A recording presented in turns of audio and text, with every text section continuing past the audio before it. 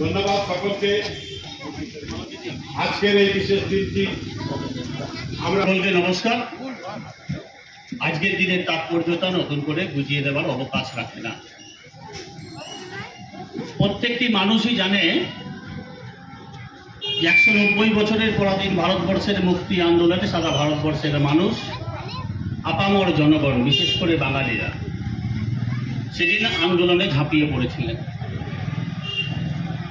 হিন্দু, মুসলমান, শিখ, ইসাই, বাঙালি, বিহারি, মুসলমান সকলের মিলে একটাই আওয়াজ উঠেছিল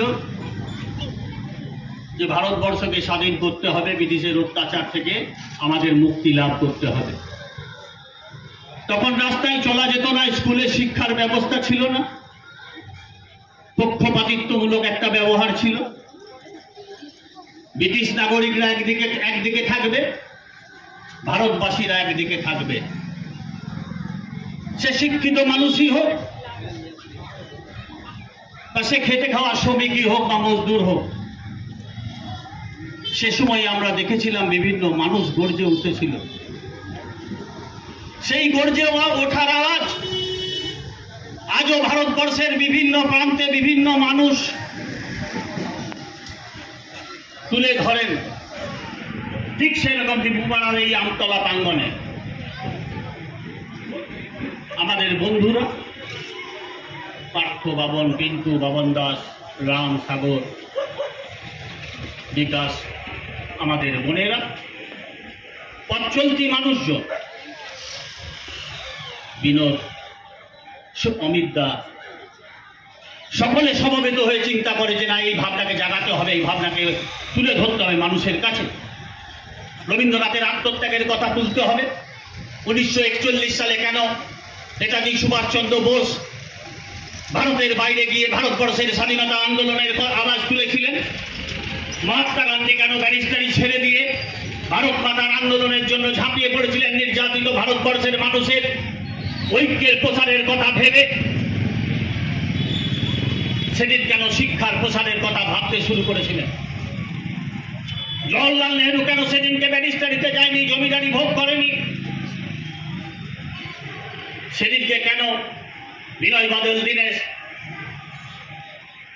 বড়লাটদের মারার জন্য সেদিন রাইটার্স বিল্ডিংয়ে গিয়েছিলেন?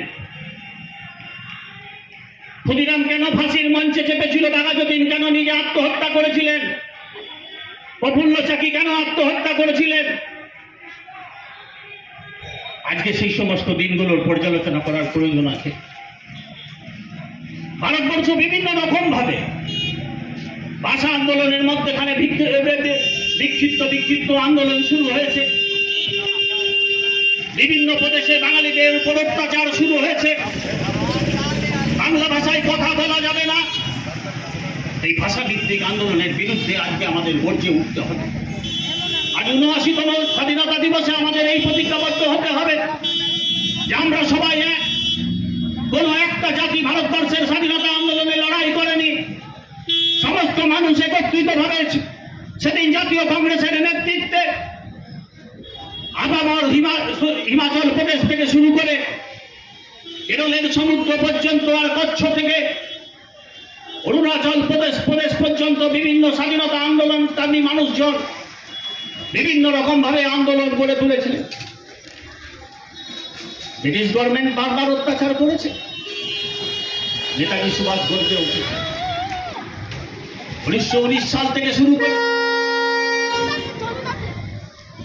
1947 সাল পর্যন্ত যে আন্দোলন তৈরি হয়েছিল, সে আন্দোলন আজও সারা পৃথিবী নিয়ে পর্যালোচনা চলছে, রিসার্চ করা চলছে। অহিংস আন্দোলনের মধ্যেখানে কিভাবে মানুষ আত্মবলিদান করতে পারে। আবার চলছে যে পরদেশে গিয়ে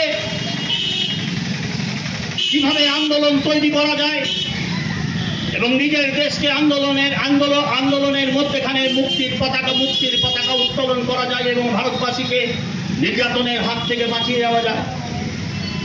আপনারা সারা ভারতবর্ষের বিভিন্ন প্রদেশে ঘুরেছেন। আপনারা দেখেছেন যেখানে যেখানে ব্রিটিশ কলোনি আছে, সেই সমস্ত জায়গায় লেখা থাকতো